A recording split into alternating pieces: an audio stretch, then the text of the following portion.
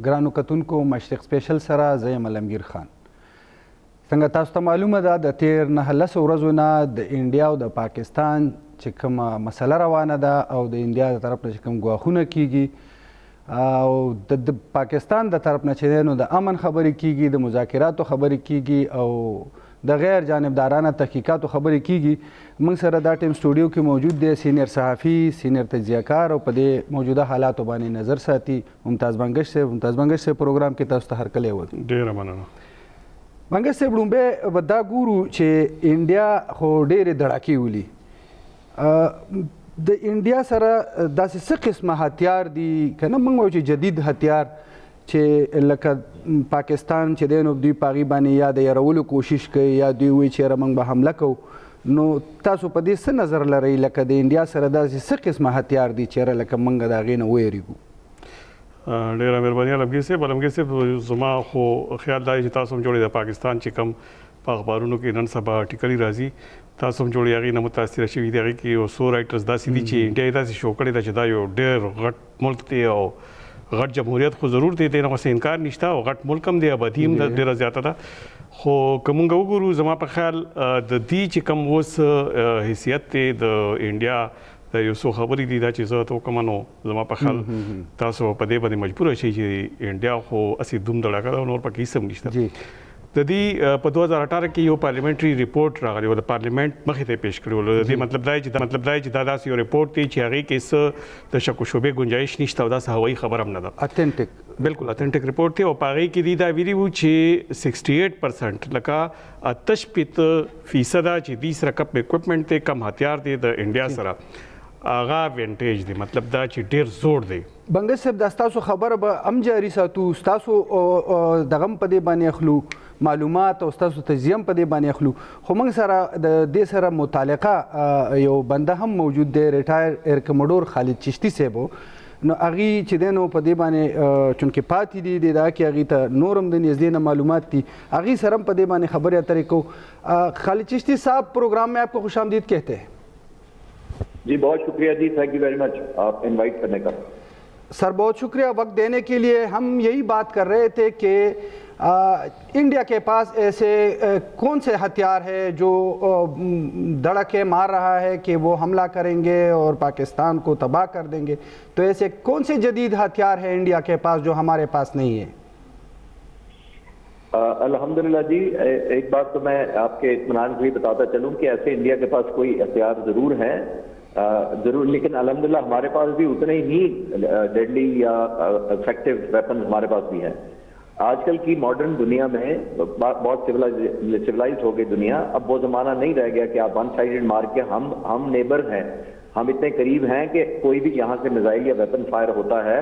وہ چند منٹ میں بارڈر پار کر کے پہنچ جاتا ہے. تو آپ یہ تو نہیں کر سکتے کہ آپ مار کے کہیں چلے جائیں گے یا شفٹ کر جائیں گے. تو جب ریٹیلیشن جس کو ہم کہتے ہیں، ہماری ٹرم میں کہتے ہیں ریٹیلیٹری اسٹرائک جب ہم کریں گے تو کوئی بھی ملک ایڈونچر کرے گا تو ہمارے بھی تو باری کا انتظار کرے نا. اگر اس نے انیشیٹو لے بھی لیا تو پہلے تو انشاءاللہ تعالیٰ ہم کرنے نہیں دیں گے، لیکن اگر کر دیا، آج کل اسٹینڈ آف ویپنس کا زمانہ ہے. اسٹینڈ آف کا مطلب یہ ہوتا ہے کہ آپ اپنے علاقے میں فائر کریں گے، ویپن فائر کریں گے، چاہے اے ٹو گراؤنڈ کریں یا سرفیس ٹو گراؤنڈ کریں، تو وہ فائر ہو کے آ کے گر سکتا ہے، وہ انہونی نہیں ہوتی. جو چیز دشمن کو اس چیز سے باز رکھتی ہے وہ یہ چیز باز رکھتی ہے کہ پھر ہم نے جب حملہ کرنا ہے، ریٹیلیشن کرنا ہے، تھوڑا سود ایڈ کر کے کرنا ہے،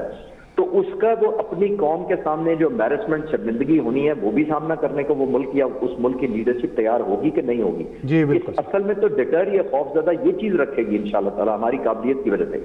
تو اس میں بے فکر رہیں. تفصیلات جاننا چاہیں گے تو میں بتا دوں گا. ہمارے پاس کوئی ایسا مسئلہ نہیں ہے کہ جو انڈیا کے پاس ہو اور ہم اس کا جواب نہیں دے سکتے یا اس کا منہ توڑ جواب نہیں دے سکتے. ایئر کموڈور صاحب، یہ ایئر فورس کے حوالے سے تو انڈیا بھی بہت ڈرتی ہے کہ پاکستان کا جو ایئر فورس ہے وہ ان سے بہت سٹرانگ ہے اور شاید وہ کوئی حرکت کر بھی لیتے، لیکن وہ چونکہ جو پہلے وہ ابھینندن والا واقعہ ہوا تھا تو اس کے بعد وہ ڈر گئے ہیں. تو یہ آپ کوئی ہمیں مختصر کمپیریزن کر سکتے ہیں کہ یہ ایئر فورس ہماری اتنی مضبوط ہے اور ان کی ایئر فورس کے ساتھ اس کا موازنہ کیسا کریں گے سر؟ ये बड़ा अच्छा सवाल आपने किया। देखिए, हमारा नंबर वाइज या न्यूमेरिकल वाइज तादाद के हिसाब से हमारा हिंदुस्तान की एयरफोर्स से कोई मुकाबला नहीं है पिछले 78 सालों में जी। और हम मुकाबला करना भी नहीं चाहते और ना हम शायद कर सकते हैं और ना हमारी जरूरत है। क्यों? क्योंकि हम अफोर्ड नहीं कर सकते, क्योंकि हमारे अग्रेसिव डिजाइन को नहीं है। पहली बात तो ये है सर। हम अब सवाल पूछेंगे कि फिर अच्छा, फिर अगर गैप है हमारा 1:3 का, अगर हमारे 300 जहाज है तो उनके पास 900 जहाज है, तो फिर ये कैसे गैप करेंगे लॉजिकली? तो वो हम 3 चीजों से करते हैं। एक हमारा शहादत का और इस अपने मजहब पर खुदा की राह में जान देने का जज्बा, नंबर 1। नंबर 2 होती है हमारी क्वालिटी ट्रेनिंग। मैं खुद भी फ्लाइंग इंस्ट्रक्टर रहा हूं और जहाज उड़ाता रहा हूं। अब पूरी दुनिया के पायलट हमारे पास ट्रेन होते वैसे नहीं आते थे। पूरी दुनिया से मतलब मैं कह रहा हूं दोस्त ममालिक की बात कर रहा हूं। तो हम उनकी ट्रेनिंग देते रहे, हमारा क्वालिटी ऑफ ट्रेनिंग उनसे अच्छा है। और तीसरा, हम जो गैप प्लग करते हैं आफ्टर एक जज्बा और एक क्वालिटी ट्रेनिंग के बाद, तीसरी चीज जो हम फर्क गैप फिल करते हैं वो है टेक्नोलॉजी। सर, हमारे जहाज अल्हम्दुलिल्लाह टेक्नोलॉजी में, हमारे वेपन्स, हमारे एयर डिफेंस वेपन्स, हमारे मिसाइल, हमने उनसे एज हमेशा रखा है, क्योंकि हम सिर्फ टेक्नोलॉजिकल बेस पर ही बीट आउट कर सकते हैं। फॉर एग्जाम्पल, जो आपने कहा कि जी कंपैरिजन कर दें, तो मैं आपको J-17 और J-10C जो हमने खरीदे हैं उनके मुकाबले में हिंदुस्तान के पास फ्रंट लाइन जहाज है। राफेल है जो बड़ा मशहूर, उन्होंने कहा जी हमने तो, अगर राफेल होता तो अभिनंदन वाला वाकया ना होता। तो राफेल 2019 में जब उनको शर्मिंदगी उठानी पड़ी तो उन्होंने ऑर्डर किया, 36 जहाज एयरफोर्स के लिए ऑर्डर किए, $9 बिलियन के। तो $9 बिलियन खर्च करने के बाद उसको सबसे बड़ा एडवांटेज उस जमाने में राफेल को ये था, जो हमारे इलाके में उनकी डोमिनेंस हो सकती थी, वो था कि उसके ऊपर जो एयर टू एयर मिसाइल लगता है, यानी हवा से जब पायलट दुश्मन के जहाज को निशाना बना सकता है, दूसरे जहाज को वो 150 किलोमीटर की रेंज से कर सकता है, बगैर देखे हुए, आंख से देखे। रेडार पे देखेगा, मिसाइल चलाएगा, जा लगेगा। ये उनका एडवांटेज था 150 किलोमीटर का। लेकिन मैं पाकिस्तान फिजाइया को, अभी लीडरशिप को और इससे आने वाले तमाम पहले लीडर्स को ये ट्रिब्यूट देना चाहूंगा कि उन्होंने टेक्नोलॉजिकल क्योंकि एज रखा। तो प्रेजेंट जो हमारे एयरफोर्स चीफ है, उन्होंने ये फैसला किया कि हम तो एक डिसएडवांटेजेस पोजीशन पर हो जाएंगे। तो हमने फौरी तौर पर यह फैसला किया और 2022 में, मार्च 2022 में हमने चाइना से J-10C जहाजों का सौदा किया। अराइवल हुए जो मार्च में, ना सिर्फ अराइवल हुआ बल्कि हमने बहुत बड़ी फ्लीट ऑपरेशनलाइज दिन और रात दोनों को ऑपरेशनलाइज कर लिया। और उसके साथ हमने स्टेट ऑफ द आर्ट जो लेटेस्ट जहाज है J-10C के ऊपर जो लगता है वो है PL-15। इस जहाज की जो, इस मिसाइल की जो रेंज है जहाज पे लगने के बाद, राफेल के 150 किलोमीटर के मुकाबले में 200 किलोमीटर से भी ज्यादा है। तो आपको ये सुनकर इत्मीनान और खुशी होगी कि हमारी जो रेंज है, हमारा पायलट पहले मिसाइल फायर करेगा क्योंकि वो पहले से दुश्मन के जहाज को देख रहा है। इसी वजह से उनको परेशानी लगी है कि हमने तो $9 बिलियन खर्चा था कि हमारा एक एडवांटेज हो जाएगा। तो पाक फिजाइया ना सिर्फ बेहतर ट्रेनिंग से हमें मार दे रही है, बेहतर जज्बे से मार दे रही है, बल्कि इन्होंने रेंज भी हमारे से तकरीबन 50 किलोमीटर से भी ज्यादा प्लस की एडवांटेज हासिल कर ली है। फिर हमने यही बात खत्म नहीं की, हमने JF-17 थंडर ब्लॉक 3 जो हमारे लेटेस्ट जहाज हैं उनको भी अपग्रेड कर लिया। उसी रेडार पर जो 200 किलोमीटर ज्यादा देखेगा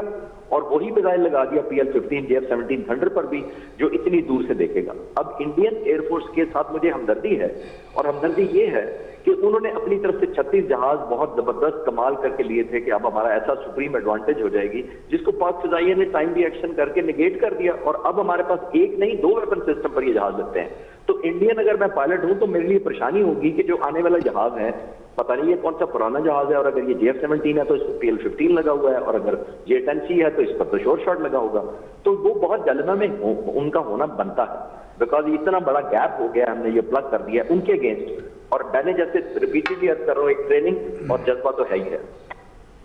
मुमताज बंगश साहब आपसे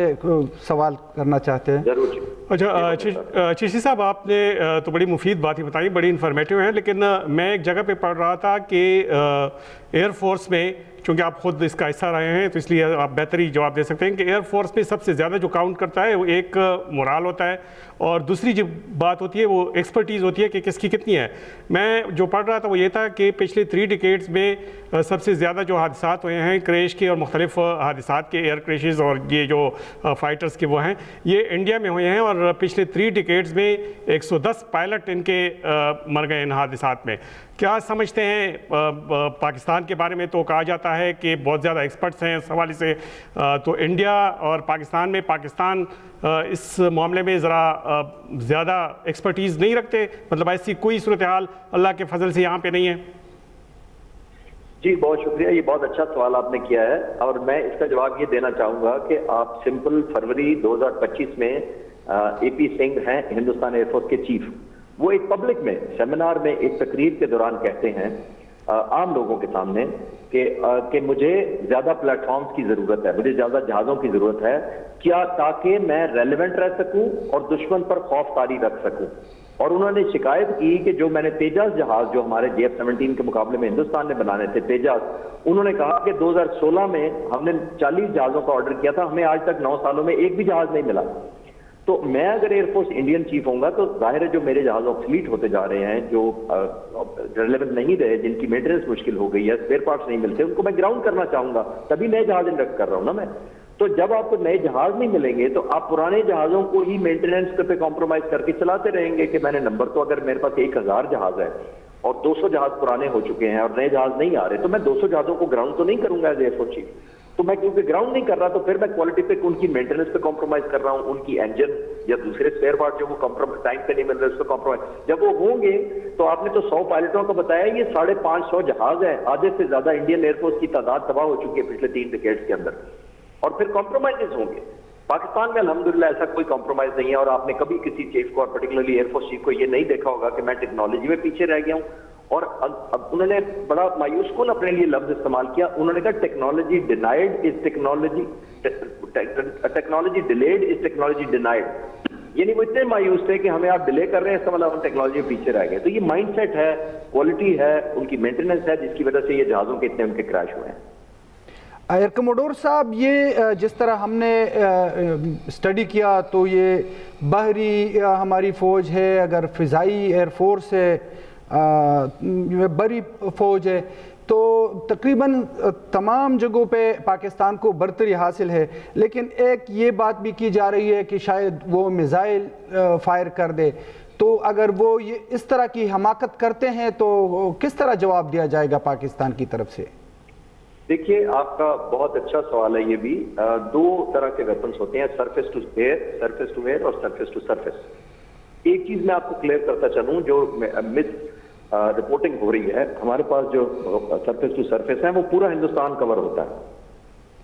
मिसाइल फायर कर लेना कोई बहादुरी नहीं होती। हिंदुस्तान के पास एक और मिसाइल है, नेवी के पास ब्राह्मोस हैं हिंदुस्तान नेवी के पास, और एक S-400 है उनकी आर्मी एयरफोर्स के पास, जो बड़ी रेंज रखते हैं और कहा जाता है कि सबसे दुनिया का लेटेस्ट सरफेस से फायर किया जाने वाला मिसाइल है। मुझे बता दो, आपको खुशी हो रही है कि हमने चाइना से HQ-9B एक मिसाइल लिया है,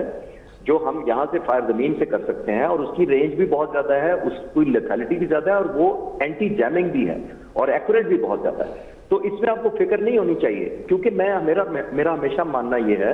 कि सिर्फ फायर कर लेना मिसाइल बहादुरी नहीं है, आपने वापस रिटेलिएशन भी पाकिस्तान एयरफोर्स की फिर फेस करनी है इंशाल्लाह ताला। अगर आप किसी तरह वो अपना मिसाइल या कोई चीज वेपन यहाँ पे पहुंचा भी देंगे पाकिस्तान में, तो ये नहीं होगा कि हम उसके बाद छुट्टी चले जाएंगे, हम हवाओं मौजूद हैं, हमने रिटेलिएट करना है और थोड़ा सूद के साथ वापस करेंगे। तो किसी मुल्क को फायर करने से पहले, और मैं भी हिंदुस्तानी दोस्तों से यही कहूंगा कि आप फायर करने से पहले ये सोच लें कि आपने फिर दोबारा जो हमारी पनिशमेंट है या हमारा रिटेलिएट स्ट्राइक है, उसकी प्राइस देने को भी तैयार है कि नहीं है। मार के आप बॉर्डर तो नहीं शिफ्ट करके किसी और मुल्क के नजदीक चले जाएंगे, आपने ज्योग्राफिकली उतना ही करीब रहना है, आप बॉर्डर नहीं बदल सकेंगे। तो जब नहीं बदल सकेंगे तो प्राइस देने के लिए भी तैयार रहेंगे। एयर कमोडोर साहब, मुख्तसर सा जवाब, क्या इंडिया हमला कर सकता है या नहीं? देखिए, ये इंटेंशन जानना तो बड़ा मुश्किल है, क्योंकि लेकिन मैं एक चीज जरूर कहूंगा, क्योंकि एयरफोर्स उनके पास है, नेवी और वो भी है, किसी तरफ से भी एडवेंचर करना, इतने 1000 किलोमीटर का बॉर्डर हमारा कॉमन है, तो एडवेंचर करने को तो कोई मैं रूल आउट नहीं कर रहा, जैसे मैंने कहा। लेकिन एक मैं वार्न जरूर करना चाहूंगा अपने दोस्तों को, और मेरा मानना यह है, मैं हर चैनल पे यही कह रहा हूं कि 1.4 बिलियन उनकी पॉपुलेशन है, तो 1.4 बिलियन में से शायद 1% भी 0.1% भी नहीं होंगे जो जंग चाहते हैं, बाकी अमन पसंद लोग हैं। जैसे पाकिस्तान में 24 करोड़ अमन पसंद है, हम नहीं चाहते जंग करना। लेकिन अगर हिंदुस्तान की जो बहुत ही थोड़ी लिमिटेड एलीट है, पॉलिटिकल लीडरशिप है, वो अपने पॉलिटिकल या किसी और बदनीयती से ये इस तरह के सैबोटाज करवा के करना चाहती है, तो ये याद रखें कि ये न्यूक्लियर नेबर हैं। दुनिया में कोई 2 न्यूक्लियर नेबर इतने करीब और दुश्मन नहीं है।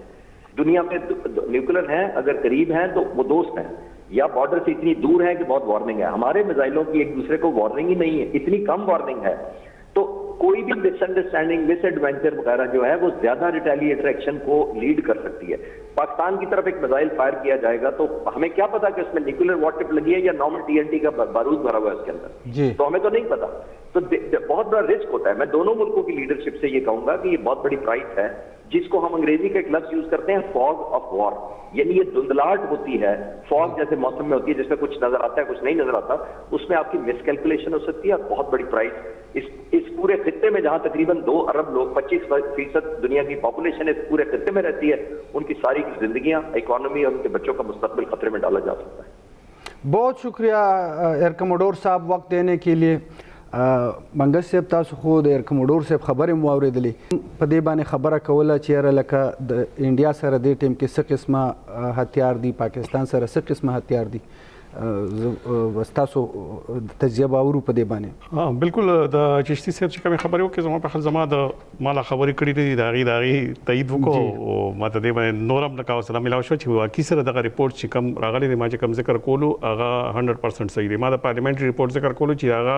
انډین پارلیمنت مخې ته پیش شوی دی په 2018 کې او پاره کې دا ویلي دي چې 88% چې کوم هغه سره هتیار دي اکوپمنٹ ته فوجي هغه وینټیج دی. وینټیج مطلب دا چې هغه زوړ دی، د زاړې زماني چې کوم سیزونه هغه روان دي هغه غي سره هغه سیزونه دي او 40% چې کوم آلات دي، کوم اکوپمنٹ ته، کوم اسلحه دا هغه کرنٹ ته لکه اوس چې کوم استعماليږي او په دې کې صرف 8% اصله چې کومه هغه داسې ده چې هغه ته موږ ویلي شو سټیټ اف د آرټ. سټیټ اف آرټ مطلب دا چې ماډرن اصله ده، نو 8% زما په خیال اسم نه دی. خو دینه زیاته تشویش خبره ده چې په نیویارک ټایمز کې بل ورځ یو آرټیکل پبلش شوی دی، نو ما په خاطر د نیویارک ټایمز آرټیکل چې کوم دی نه خو د انډیا طرف ته بایس دی او نه د پاکستان طرف ته، یو انډیپندنٹ اخبار دی او انډیپندنٹ آرټیکلز دی، انډیپندنٹ اوپینینز دی پکې. نو په هغې کې دا ویلي دي چې دغه پارلیمنټري ریپورټ چې کوم په 2018 کې پیش شوی و، 15 کاله پس په 2023 کې هغې یو ځل بیا هغه پیش کو. هغه ریپورټ چې پیش کو نو د نیویارک ټایمز مطابق چې کم د 8% سټیټ اف آرټ تیسره اکوپمنٹ یا اسلحه وا هغه ډبل شو، یعنی هغه 16% شو او باقی چې کم نور د دغی تناسب دی هغه ما غزور د چې 2018 کې و. لکه په 5 کالو کې دی صرف دومره پرمختګ وکړو چې صرف هغه 2% نه 16% راو او دنیا چې څومره مخکې ته روانه ده په خپل انډیا چې موږ وایي چې په ټیکنالوژي په میدان کې هغه دومره مخې ته لاړه، هغه صرف 8% د سټیټ اف د آرټ چې کم اکوپمنٹ دی هغه کې اضافه وکړه چې دا د هغې دپاره د تشویش او زموږ دپاره د خوشحالۍ خبره ده. نو موږ دا ویلی شو چې انډین آرمي چې کومه ده هغه په یو سنس کې موږ دا نشو ویلی چې هغه یو ماډرن آرمي ده او هغه هر څه هغې سره سټیټ اف د آرټ دي او جدید اکوپمنٹ دی ورسره. او بله خبره پکې دا ده چې عمدې د نیویارک ټایمز په آرټیکلز کې هغې دا ویلي دي، د ایکسپرټس یې پکې کوټ کړي دي، هغې کې دا ویلي دي چې که انډیا مودي ته هغې دا مشوره ورکړې ده چې که انډیا داسې څه مهمجویي کول غواړي نو هغه د خپل اکټیویټیز چې کوم دي د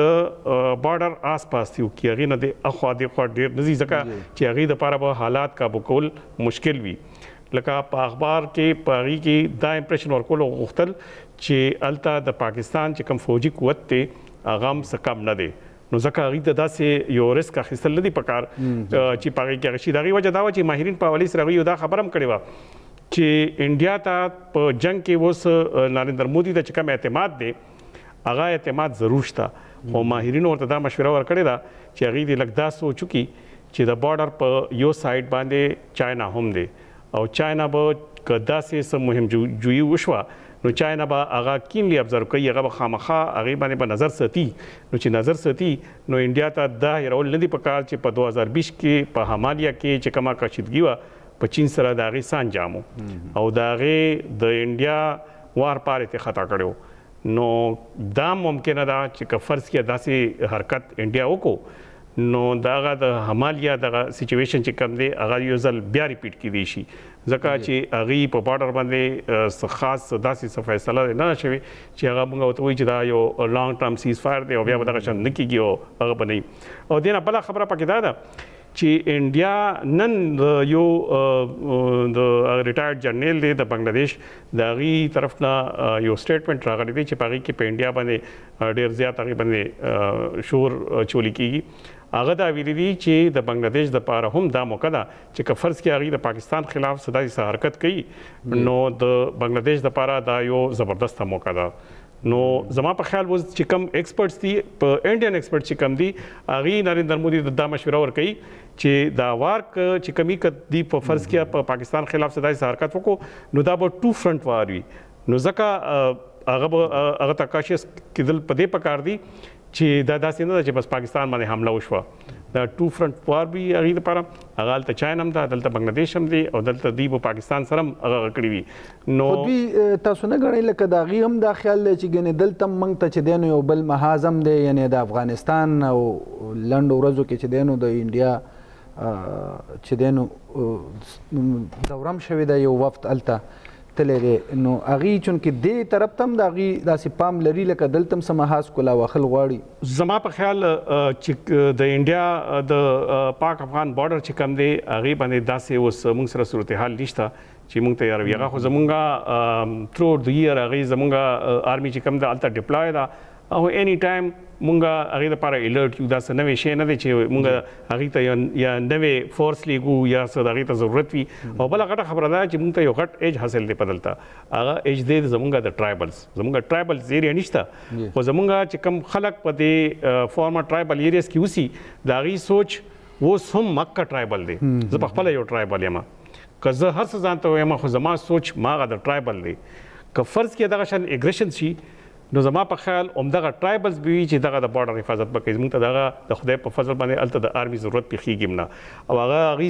ثابت کړې ده. اوس تاسو سوشل میډیا باندې ګوري چې د هغې طرف نه چې کم سنټمنټس دي د کم جذبات دي هغه انډیا هم دغه فیل کوي. نو دا اسانه خبره نه ده. آرمي سره به هر څوک جنګ وکړي یو آرمي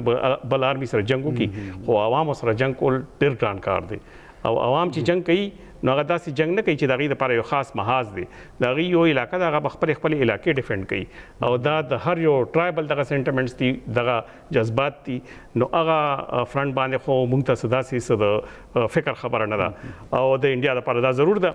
او ځکه خو دغه خبره ده چې او بل خبره پکې دا ده چې انډیا چې کم دی که نه موږ دا وایي هغې دپاره د دې چې د ټو فرنټ وار خبره ما وکړه د هغې دپاره وسایل هم پکار دي. داسې نه ده چې انډیا چې کم دی بس هغې سره هر څه شته او هر څه وسایلو نه پوره دی هغې به هر څه وکړي. یو کال مخکې چې کله پاکستان چې کم دی د انډین جټ یې راغورځولی و پایلټ یې چې په هغې کې نیولی و نو په هغې کې د انډین یو ریټایرډ جرنیل دی زما په خیال د هغې دوشیانت سنګ نوم دی غالبا هغه دا ویلي چې دا د انډیا دپاره ویک اپ کال دی چې لکه دومره مونږ وایي چې هغې سره ټیکنالوجي ده دومره ویپنز دي دومره غټ فوج دی دومره غټ ملک دی هغې پاکستان سره چې داسې څه مهمجویي کوي نو د هغې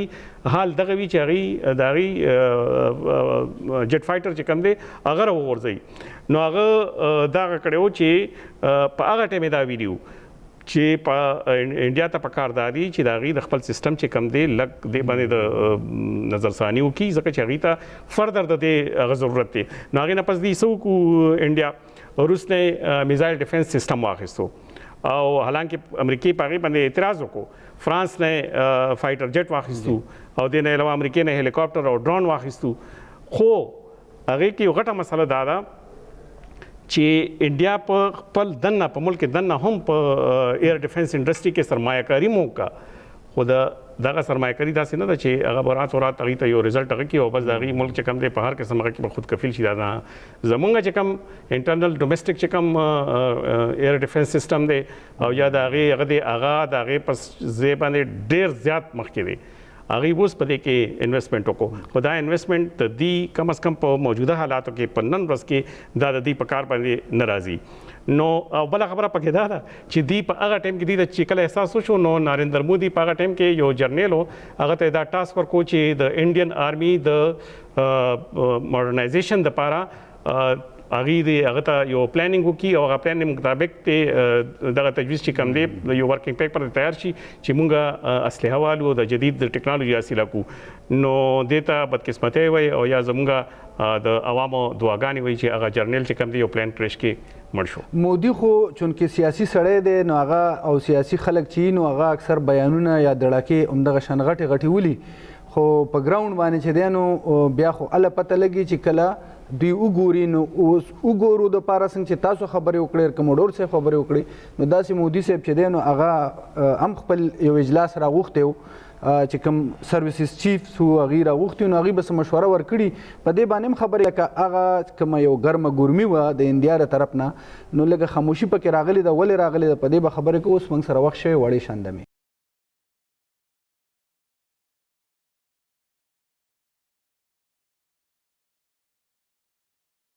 جی ګرانو کتونکو د مې نه پس یو ځل پروګرام کې بیا تاسو ته هرکلی وایو من خبره کوله چې د خاموشي ولې ده خو دې نه مخکې یو اخري تپوس بنګس صاحب دا خبره هم ډېره زیاته کېږي چې انډیا چې ده نو د پاکستان نه لس ګونه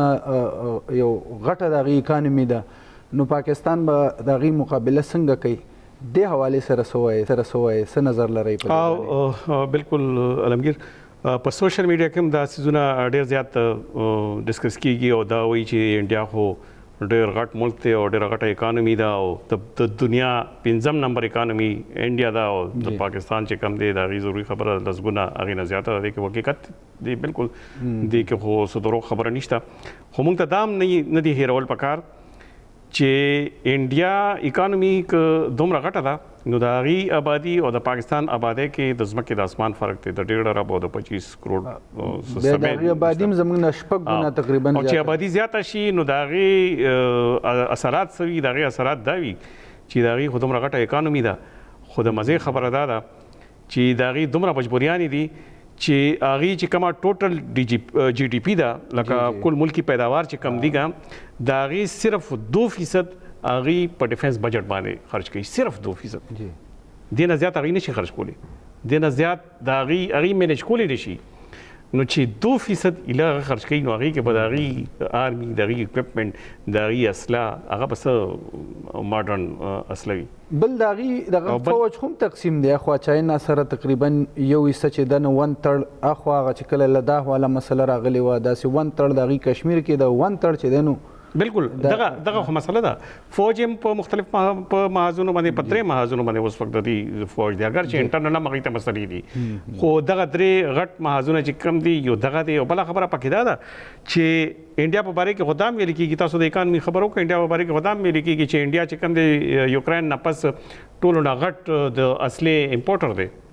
نو دا اصله چې دا امپورټ کوي دا څنګه چل کېږي خو موږ د یوکراین مثال هم ګورو ټولو نه غټ امپورټر دی او څه حالت دی د هغې دا په دې باندې نه ده پاکستان چې کوم دی په اصلي په امپورټر کې خلک دا وایي چې 5م نمبر باندې دی خو دې خو موږ ګورو د انډیا چې کله روس سره دا معاهدې کولې په 13-15 کالو کې د انډیا روس سره د ویپنز چې کوم معاهدې دي کومه خریداري بلکې پریکټیکل چې کومه خریداري ده په هغې کې تقریبا 20% کمی راغلې ده اگر چې فرانس نه او انډیا نه امریکې نه خریداري کړې ده خو دغه حال دی او بله خبره پکې دا ده چې د وختي هغه چشتي صاحب خبره وکړه چې 36 رافیل دي اخیستي دي او اوس خو انډیا کې دا هم هغه مشهوره ده چې 26 موږ نور مخلو نو که هغه واري څه هغه 13 ورځو کې دي د وایلیشن کولو زموږ یو جټ فایټر چې هلته والوتو نو د هغې هغه نښه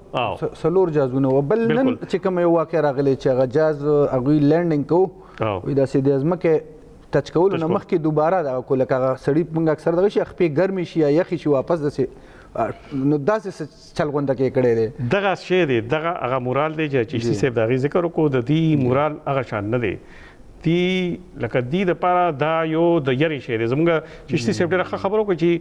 د پاکستان ایرفورس یو پایلټ چې په جهاز کې کېني نو هغه سره یو جذبه وي هغه سره د دین جذبه وي هغه سره د ایمان جذبه وي هغه سره د شهادت جذبه وي هغې سره څه دي یو خبره خو دا ده او پلس کوالټي ټریننګ بالکل خو د ټولو نه زیاته ما چې دا خبره ده کوله چې 36 رافیل څه غټه خبره نه ده اصل شی ټریننګ دی ټریننګ کې پاکستان ته د په ایرفورس کې او د پایلټ ټریننګ چې کم دی هغه چونکې نمبر 1 دی تاسو به هغه پخوا خبره اورېدلې وي د ایئر مارشل اصغر خان والا هغه ډېره مشهوره خبره بلکې ایون په کتابونو کې د هغې ذکر دی نو هغه ټریننګ زموږ روان دی او د خدای په فضل سره هغې نه ښه ټریننګ اوس زموږ په ایرفورس کې موجود دی او انډیا کم از کم زموږ د ټریننګ چې کومه کیپیبلیټي ده هغې ته نه رسي ځکه دغه وجه ما هغې ته چې وایي چې 110 پایلټس مړه شو په ټیکټس دا ډېره غټه خبره ده. ولې مړه شو؟ پلین کریش څنګه کېږي؟ دا خو اسانه خبره ده. پاکستان ته وګورئ او هغې ته وګورئ، نو که دواړه کمپیر کوي نو انتهایی تشویشناک صورتحال دی د هغې. منګس صاحب دا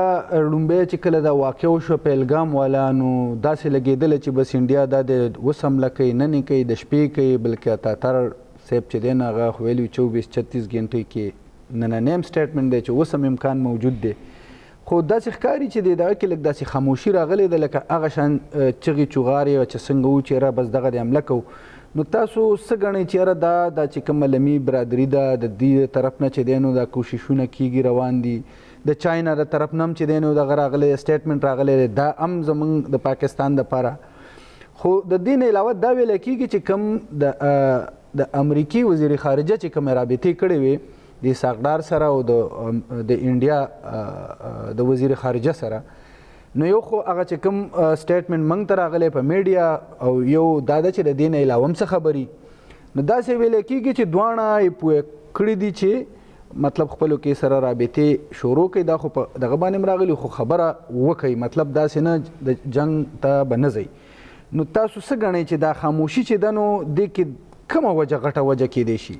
دا تاسو خو دا خبره صحیح وکړه، د انټرنیشنل پریشر چې کوم دی دا واقعي سره کاونټ کېږي، او خاص کر چې هغه یو ایس چې صرف دا مو وایي چې تاسو دا مسله په خپله کې حل کوئ، نو دا د انډیا دپاره ډېره غټه خبره وي، ځکه چې هلته د هغې ډېر زیات سټیکس انوالو دي، او داسې هغې پاکستان هر څه کولی شي، خو کم از کم د انډیا دپاره داسې یو ګام هم پورته کول چې په هغې کې امریکا خفه شي دا امپاسبل دی. او بله غټه خبره پکې دا ده چې اوس خو دا هم ویلي کېږي چې انډین د قومي سلامتي چې کوم مشیر دی اجیت ډول او هغې نریندر مودي ته دا مشوره ورکړې ده چې دا تا ته چې کوم د فوج طرف نه چې کوم گو اهډ ویل کېږي، نو دا داسې جلدبازۍ نه کار وانه دی، دا داسې هم نه ده چې هغوی وایي چې موږ هر څه کوو، هر څه نه چې ته داسې ونښه دی چې بیا په میاشتو کې نښتې وي او بیا د ریټریټ تا سره لاره نه وي. نو هسې نه چې هغه شرمندګۍ ته موږ مخامخ شو کوم چې په 65 کې شوی وه. نو دې وجې نه هغه ته هغه اوس ډبل مایندډ دی چې ما ته خو اول دا ووایي د انډین آرمي طرف نه دا ویلي راته چې زی تاسو مونږ تیار یو، مونږ هر سټیپ اخیستی شو، او اوس تاسو ورته دا مشوره راکوئ چې نه لږ سوچ کول پکار دی. هغوی چې سوچ په دې باندې کول پکار دی چې حمله کول څه ګران کار نه دی، خو بیا هغه مینټین ساتل او خپله کیپیبلیټي چې کومه ده هغه سسټین ساتل دا څه اسان کار نه دی، او داسې نه کېږي چې دې حمله وکړي او په یو شپه کې به هر څه. ما تاسو نه دا تپوس کوو، دا څنګه تاسو ذکر هم وکړو چې دا چې کومه پالیسي ده او کومه بیانیه ده، نو دا ویلی کېږي چې دا هم د دې قومي سلامتۍ چې کوم مشیر دی د انډیا اجیت ډول، دا چې دی نو دا وایي د پالیسي ده چې اوفینس از ډیفینس لکه که نه. نو اوس لکه چې دی نو په ګراونډ باندې یا چې کوم د دوی سروسز چیفز دي د هغوی سره میټینګ وشو، نو د هغوی زما په خیال څه څیزونه ورته مخکې کېښودل چې دا تاسو خو هغه خپل هغه سیاسي دغه دپاره داسې بیانونه ورکوي، خو په ګراونډ باندې داسې نه ده. نو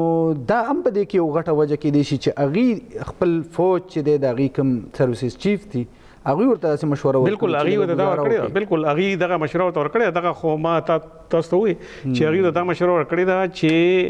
که مونږ د دې کیپیبل یوم،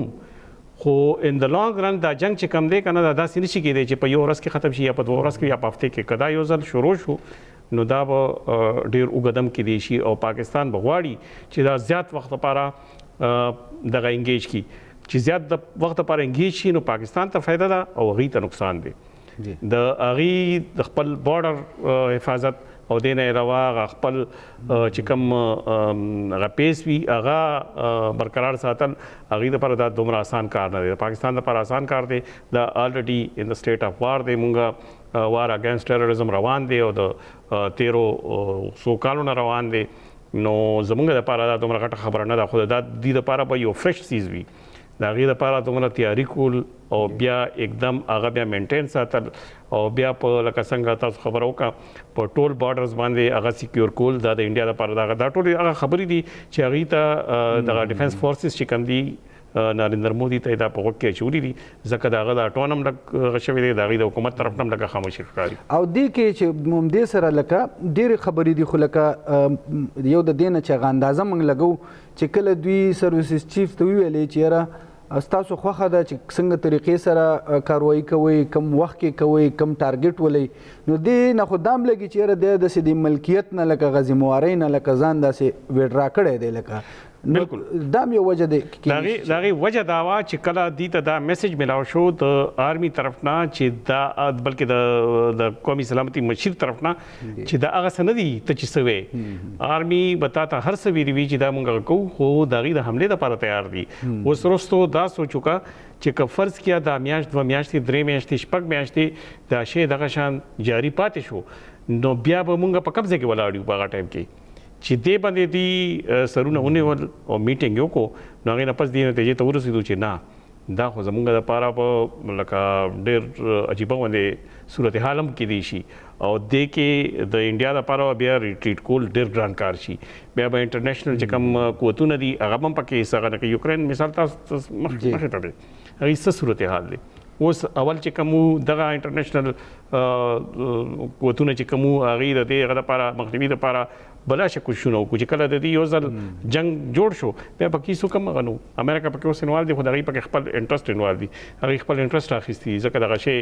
شروع اول ته وی چې دغه د معدنیات دي ایگزیکټلی نو دغه خپل سټیکس انوال دي دا پکې ځکه کوي چې کله مونږ ته جنگ روکاول دي او کله سیز فایر کول دي کله ندي کول دغه شی کیږي موږ د اسرائیل او د فلسطین د خبره زموږ ټولو مخې ته ده نو دغه صورتحال د انډیا هم کې دي چې هغه ته بیا واپسی ډېر ګرانه ده بنګش سے پدې دا کې سنوي ډیولپمنٹ هم شوه دی پدې باندې هم خبرې کو لیفټننټ جنرال اسیب چې دینو د قومي سلامتي مشیر چې دینو اپوینټ شوه دی پدې باندې هم دا کو چې د ضرورت ولې راغی او دا ولې ضروری و یو موږ څه وخت شوی وړې شاندمې د مینه پس په بیا پدې خبرې کو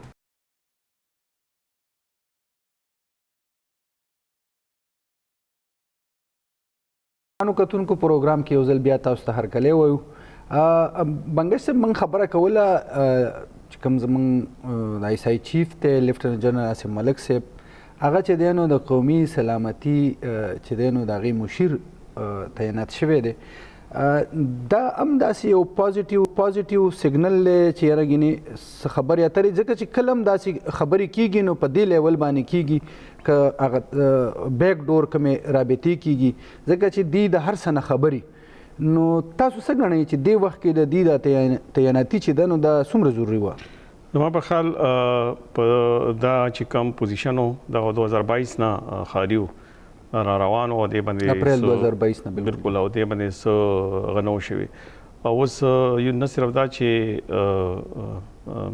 اسیم ملک په دې باندې هغه شو اپوینټمنټ شوی دی بلکې دا هم دی چې فرست ټایم د آی چیف چې کوم دی په دې باندې راغلی دی او دا په دې ورځو کې د وخت ضرورت و د وخت ضرورت ځکه هم چې موږ ګورو د انډیا چې کوم د قومي سلامتي مشیر دی هغه هم د انټیلیجنس ایکسپرټ دی جی او هغه یو کامیاب د قومي سلامتي مشیر دی زما په خیال چې اوس یو نوی کس والي په دې پوزیشن باندې مخکې پاتې شوي دي سیویلین هم پاتې شوي دي بلا چې خلک پاتې شوي محمد علي دورانی پې پاتې شوی دی سرتاج عزیز پې پاتې شوی دی ناصر جنجو عبدالله حسین هارون پې پاتې شوی دی ډاکټر محید یوسف ریسنټلی پې پاتې شوی دی ټول ریټایر دوی خو چې لکه اوس یو نوی کس اخلي چې هغه یا ریټایرډ وي یا عام کس وي د هغه دپاره د هر څه معلومات راکول د انټیلیجنس په باره کې معلومات راځای کول نه دا ممکنه ده فوري طور باندې او نه هغه سره د هر څه معلومات راتلی شي د آی چیف دپاره دا زما په خیال یو بهتره فیصله په دې ده چې انټیلیجنس په باره کې هغه ته هر څه معلومه ده ځکه چې هغه چې انټیلیجنس هیډ کوي نو هغه ته هر څه معلومه ده نو چونکې د قومي سلامتي مشیر چې کم کارونه وي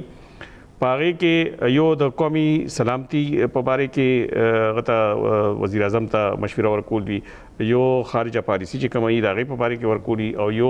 سټریټیجک امور چې کوم وي د هغې طرف ته د هغې د وزیر اعظم چې کوم دي ګایډنس کول وي زما په خیال دا درې واړه کارونه چې کوم دي د انټیلیجنس چیف نه ښه هېڅوک هم نشي کولی هسې عموما داسې وي چې لکه د دې دپاره بل خلک یې څنګه چې لکه د دې نه مخکې پاکستان کې یا انډیا کې دي یا نوره دنیا کې چې دی دغه دپاره چې د NSA چې کوم دي نو دا ځان لی انټیلیجنس چې کوم دی څنګه چې هلته را ده دلته زموږ ایسایي ده دوی ریپورټ ته کوي NSA چې دی نو بیا د هغې داسې اګزامین کوي او د هغې بیا په رڼا کې یو پالیسي جوړوي حکومتونه بیا په هغې باندې عمل کوي پاکستان کې چونکې دلته زموږ په دې اداره کې دا تقریبا د یو وخت نه یا ښکاره خبرې دلته دا ټول دغه موجود دي که نه آی انټیلیجنس ISI چې کوم بیا دوی دا کوي NSA چې ورته موږ وایو ISIP یعنې هغه پولیټیکل دغه هم په دې کې شته دی نو او دا هم ویلی کېږي چې دې دپاره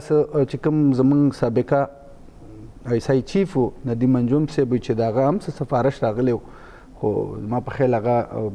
دغه شوي رد کړی شوي اصل کې ټیک دی چې کوم ریټایرډ کسان وي نو د هغې هم تجربه وي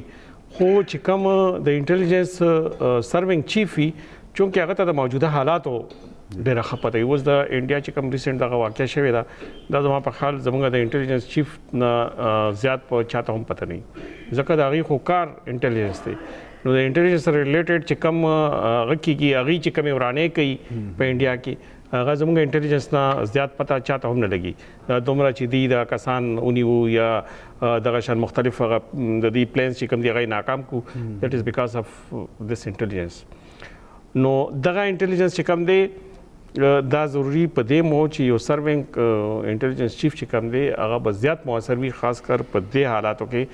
چې د جنگ ورېځې چې کومې دي په ځای په ځای باندې خوري دي او د انډیا طرف نه دمکیانې ورکوړي کېږي زما په خیال دا یو ښه فیصله ده او بیا اسې ملک چې کوم دی د هغه خو یو بیکګراونډ هم داسې دی چې هغه د آرمي کورنۍ نه دی والد صاحب چې کوم لیفټیننټ جنرال غلام محمد ملک هغه د پینډای کور کمانډر پاتې شوی او دی په خپله باندې اعزازي شمشیر یې اخیستی و تلوار چې کومي او بیا د فورټ لیونورث US چې کوم هغه دی هغې نه دی فارغ التحصیل دی او رایل کالج نه هم فارغ التحصیل دی دا هغه رایل کالج دی چې په هغې نه پرویز مشرف او کیاني او رئیل شریف دا ټول دي ترې فارغ شوي نو زما په خیال دا هم د هغې دپاره هغه دی او بله خبره پکې دا ده چې د اسیم ملک ادروایز هم ډېر ښه ځایونو کې پاتې شوي دي د هغې د قابلیت هغه خو دا دی چې دی چې کوم دی سټاف کالج کې انسټرکټر هم پاتې شوی دی ډایرکټر اپریشنز پاتې شوی دی ایډجوټنټ جنرال پاتې شوی دی او دې نه علاوه په وزیرستان کې بریګیډ کمانډ کړی دی بلوچستان کې هم د هغې حالاتو په باره کې هغې ته ښه علم دی هلته هم کمانډر پاتې شوی دی نو دا ډېر داسې څیزونه دي چې هغه د دې پازیټیو هغه کې شاملېږي د دې پوزیشن لپاره خصوصا د امریکې کانګرس هم څه وخت مخکې لکه زموږ د انټیلیجنس یا د دوی چې دی نو تعریف کړی بلکې ډونالډ ټرمپ هم تعریف کړی ستاسو یاد شي یو جهادي چې کوم وانټډ و امریکې ته نو هغه کې چې دی نو د دوی کردار او یو بله دا هم ویله کېږي چونکې خواجه آصف خو وایي چې داسې نه ده چې ګنې دا مطلب د انډیا سره د خبرو اترو دپاره خو بل طرف نه چې دی نو د نورو ذرایعو نه دا هم دا کېږي چې یاره د امریکې طرف نه فونو ته دا ویلی شوي چې یاره NSA ټو NSA تاسو چې دی نو خبرې شروع کوي هغې کې د دې اپوینټمنټ دغه څه خبره پکې نشته خو یو شی ضرور دی لکه تاسو دا خبره وکړه د دې د اهمیت نه انکار نشته لکه که فرض کې داسې مذاکرات شي نو د پاکستان لپاره به داسې مذاکرات کول آسان په دې وي چې هغې ته هر څه پته ده لکه دې هر څه فیصله په هغه ټایم باندې کولی شي ځکه چې دې په خپله باندې دوی ته د هر څه پته ده نو هلته نه ما چې لکه څنګه راته وایي چې هلته نه چې کم د قومي سلامتي مشیر دی هغه هم چونکې د انټیلیجنس ماهر دی هغه سره د هر څه چې کوم هغه دي د هغه سره د انډیا په باره کې شته نو دغه شان د هغې کاونټر پارټ په پاکستان کې یو همدغه شان پکارو چې هغې ته د اختیار هم وي چې هغې ته د هر څه علم هم وي او چې داسې مذاکرات کېږي نو که هغه امریکا ده یا بل ملک دی یا چې هر څوک دی نو هغې ته په د دواړو کې انبورډ اخیستلو کې به هم څه مسله نه وي او د دواړو پویولو کې او د چې کوم میډیټر دی هغه ته د خپل چې کوم پوینټ اف ویو دی هغه رسولو کې به ډېر اساني وي ډېره مننه ممتاز بنګش صاحب د وخت راکولو تاسو خبرې واورېدلې ممتاز بنګش صاحب تجزیه هم واورېدله چې څومره هم په دې باندې خبرې وکړو خو مطلب دا دی چې یاره دې وخت کې چې دی نو په دې حالاتو کې چې کوم د جنگ نارې وي نو په دې کې لږ ونته کې خاموشي راغلې ده. دا اوس زموږ د نن پروګرام د بل پروګرام پورې د غواړو اجازت د لوی الله په امان.